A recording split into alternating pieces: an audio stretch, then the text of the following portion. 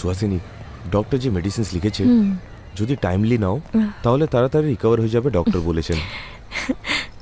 ডিপার্টমেন্টের ফুল case, encounter, এই সব কিছু তোমাকে বোর করছে তাই না? কি হলো? এরকম কিছু না। তোমাকে একটা কথা বলবো কি? হুম। বিয়ে হওয়ার আগে আমার একজন পুলিশ অফিসারকে বিয়ে করার ভীষণই ইচ্ছে ছিল। কেন জানো? আমার বাবা আমাদের ছেড়ে যাওয়ার কিছুদিন পরের ঘটনা। আমার মায়ের সাথে একজন ইন্সপেক্টরের পরিচয় হয়, তারপর তারা বন্ধু হয়ে যায়। কিছুদিনের মধ্যেই ওদের দুজনের মধ্যে ভালোবাসাও হয়, কিন্তু আমার বাবা জায়গায় অন্য কাউকে আসতে দেখে সেটা আমি সহ্য করতে পারিনি। কিন্তু একদিন। নমস্কার স্যার। কেন দিদি, আপনি কেন এসেছেন? বললে ঘরেই পাঠিয়ে দিতাম আমি। আমি তো আপনার ভাইয়ের মতো, আপনিও পারেন। ওই দিন ওই ইন্সপেক্টর আমার মধ্যে একটা প্রোটেক্টিং ফিলিং নিয়ে এসেছিল। ওই ফিলিং সারা জীবন আমার সাথে থাকলে কত ভালো হতো সেটাই আমি ফিল করেছি।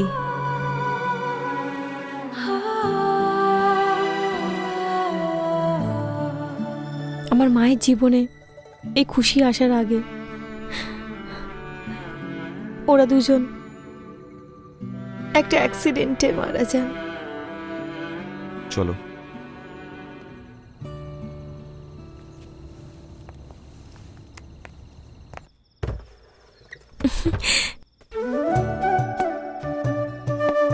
ও, আমাদের থেকে লুকিয়ে মা বাবা এত সব করেছে? না, আমি বলেছিলাম, সিম্পল করতে বলেছিলাম। এত রোমান্টিক করেছে কে জানে। আমি লাভার হলেও বাবা বড় লাভার। একদম ঠিক। गुलाबी आंखें जो तेरी देखी, शराबी ये दिल हो गया, संभालो मुझको संभलना मुश्किल हो गया। তুমি রেডি হয়ে নাও, আমি নিচে গিয়ে আসছি। ওকে।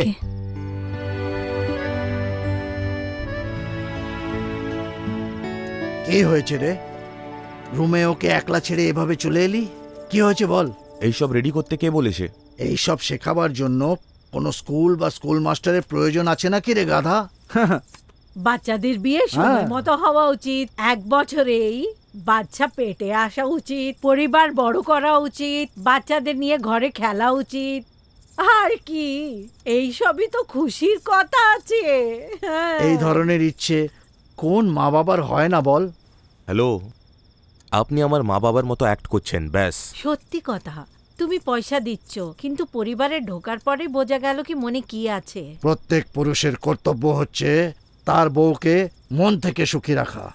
দেখো, আমি ওর ভরসাকে সত্যি করার জন্য ওকে বিয়ে করেছিলাম। বিয়ে মানে একসাথে হওয়া, তারপরে বাচ্চা হওয়া। এই সব ওর মাথায় ঢুকিও না প্লিজ।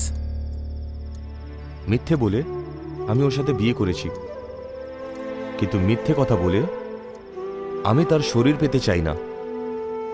এটা আমি করতে পারবো না।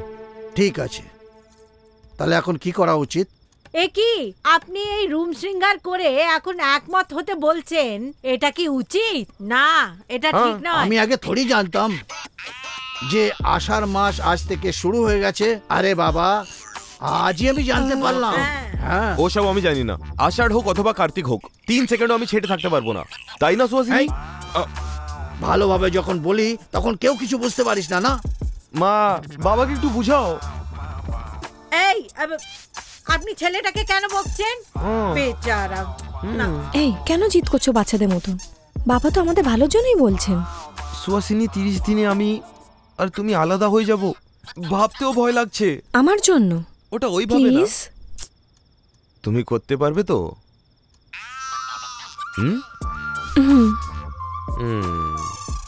ওকে, তুমি মার সাথে যাও, ও আমি বাবার সাথে যাচ্ছি। ওকে ছেড়ে আমি থাকতে পারবো না। আমিও যে বলে কিছু আর করে কিছু। না, চলো চলো চলো। শোন শোন শোন, এটা নতুন বিয়ে যারা করে তাদের জন্য বানানো হয়েছে, তাও যারা প্রথমবার বিয়ে করে, বুঝলি? যা যা যা।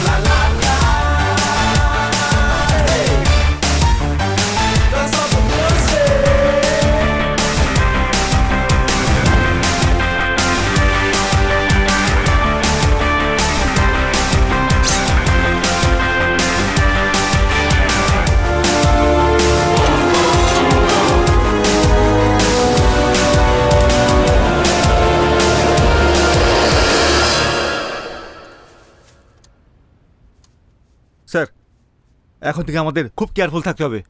আমরা যে ইনভেস্টিগেশনের জন্য এখানে এসেছি, এই খবরটা গ্যাংস্টাররা পেয়ে গেছে। আর বোকামি করলে চলবে না, ফুল অ্যালার্ট থাকতে হবে, কারণ এটাই একটা কথা ইনভেস্টিগেশন জিজ্ঞেস করছি, কত বছর ধরে তুমি এই ডিপার্টমেন্টে আছো?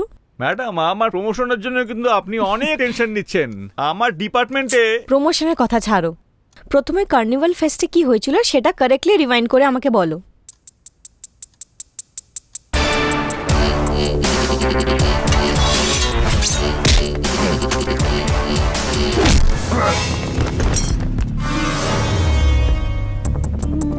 এটা কি?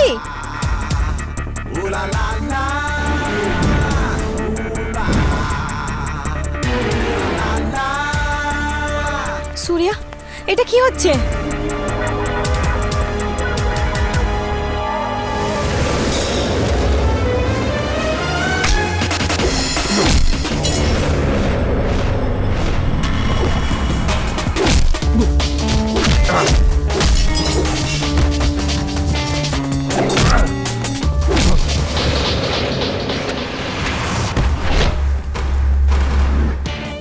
সূর্য, তোমার হাত। ও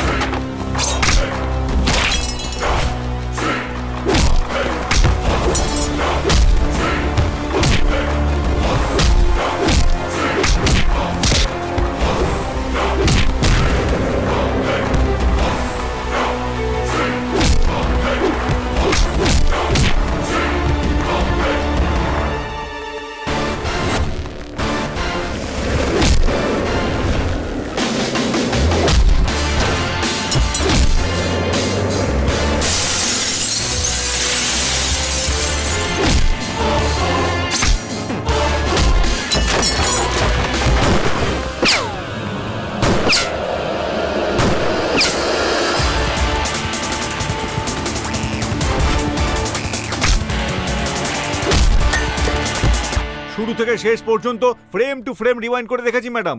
এর মানেটা কি? আসলে ওই গ্যাংস্টার ভালোভাবেই জানতো যে যদি এদেরকে ডাইরেক্ট অ্যাটাক করি তাহলে ওরা ভয় পাবে না, ইনভেস্টিগেশন করাও বন্ধ করবে না। সেই জন্যই ইমোশনালি অ্যাটাক করেছে। একজন পুলিশ অফিসারের ওয়াইফকে যদি অ্যাটাক করা হয় সে তো ভয় পাবেই। সিম্পল লজিক এটা। স্যার, যদি 2 মিনিট আপনি এদিক ওদিক হতেন, মাথা আলাদা হয়ে যেত। আপনার কি মরতে কোনো রকম ভয় করে না? আমার সাথে কে আছে? মৃত্যুঞ্জয়, যে মৃত্যুকে জয় করতে পারে। আসলে মৃত্যুই একে দেখে ভয় পায়। এই যদি আমার সাথে থাকে তাহলে মৃত্যু আমার কিছু ক্ষতি করতে পারবে না।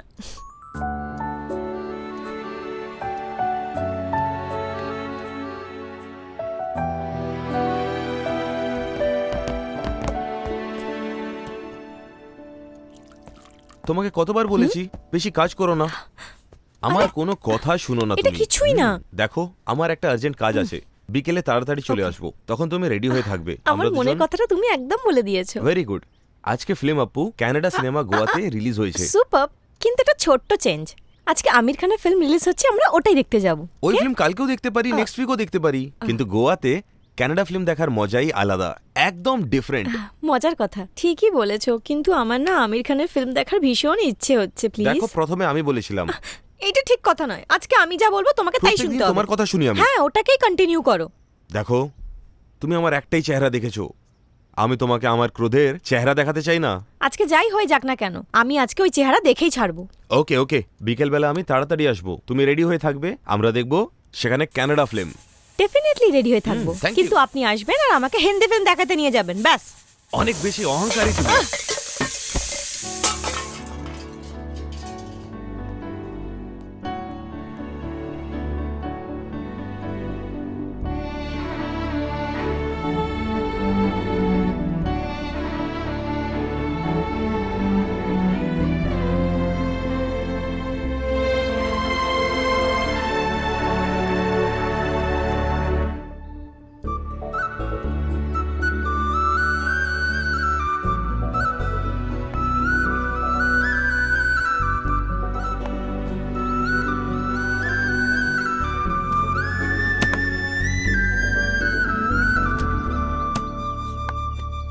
আজকে সকালে ফার্স্ট টাইম তোমার উপর রাগ করে তোমার হৃদয় আঘাত করেছি। খুব খারাপ লেগেছে আমার। সেই জন্য তোমার ইচ্ছে অনুযায়ী আমির খানের ফিল্ম টিকিট নিয়ে এসেছি। আমিও আপনার যাওয়ার পর অনেকক্ষণ ধরে ভেবে দেখেছি আপনাকে অনেক দুঃখ দিয়ে ফেলেছি আমি। এমন মনে হলো সেই জন্য আপনার ইচ্ছে অনুযায়ী অপুর টিকিট নিয়ে এসেছি। আমার ইচ্ছের কথা বাদ দাও সুহাসিনী, তোমার মনের কথা আমি জানি। এটা গোয়া। দেখো আমরা বাঙালি, সেই জন্য আগে আমাদেরকে বাংলা ফিল্মই দেখতে হবে। এখন আগে আমি বলেছি তাই না? কিন্তু ফার্স্ট চয়েস লেডিস, তাই না? প্রথম থেকেই তোমার কথা শুনে আসছি তাই না? আজ একদিন আপনার কথা শুনবো, তাতে কি হবে? কোনো ব্যাপার নেই, তোমার ইচ্ছা তোমার খুশি আমার জন্য ইম্পর্ট্যান্ট। আমি অনেক বেশি স্বার্থপর হয়ে গেছি।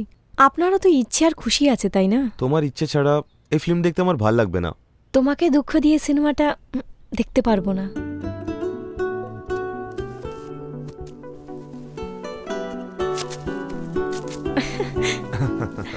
ওকে, তাড়াতাড়ি রেডি হয়ে আসছি, আজকে ভেজ রেস্টুরেন্টে যাব। ওয়াও, আমিও এটাই ভাবছিলাম, একটা ছোট্ট চেঞ্জ, ননভেজ রেস্টুরেন্টে যাব। হ্যাঁ, আমি আবার তোমার সাথে ঝগড়া করতে চাই না। আরে এমনি আর কি মারছিলাম, আমরা ভেজ রেস্টুরেন্টেই যাব। আমিও মিথ্যে কথা বলেছি, ননভেজ রেস্টুরেন্টে চলো। সেবাইয়ের পায়েস আমি বানিয়েছি, অনেক ভালো খেতে, একটু খেয়ে দেখ বাবা।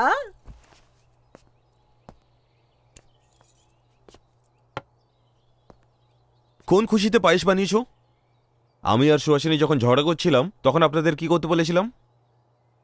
যদি ওইভাবে অ্যাক্ট করতেন তাহলেও আমার প্রেমে অনেক ইমপ্রেসড হতো। তা না করে চেস খেলতে বসলেন, সেখানে এলেন না, শুধু পয়সা গুনতে জানেন আর কিছু না।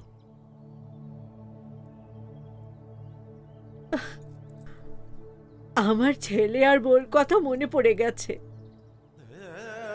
ওরাও এইভাবে আমাদের সামনে ঝগড়া করত, একে অপরকে ভালোবাসতো। ছেলে হুম, আমাকে বলেনি তো।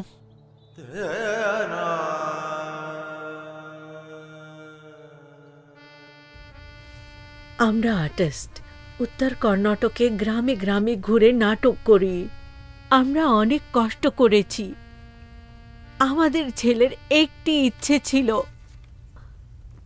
অনেক বছর ধরে ও একটি স্বপ্ন দেখেছিল যে এই গ্রামে জন্ম নিয়েছে, ওখানে একটি রং মন্দির বানাতে চেয়েছিল। ওর স্বপ্নের সাথে ইচ্ছে লুকিয়ে আছে, সেই জন্য ও ভীষণ পরিশ্রম করত। ওর স্বপ্নের কথা কেউই জানতে পারেনি, ও নিজের পরিশ্রমের ফল পায়নি।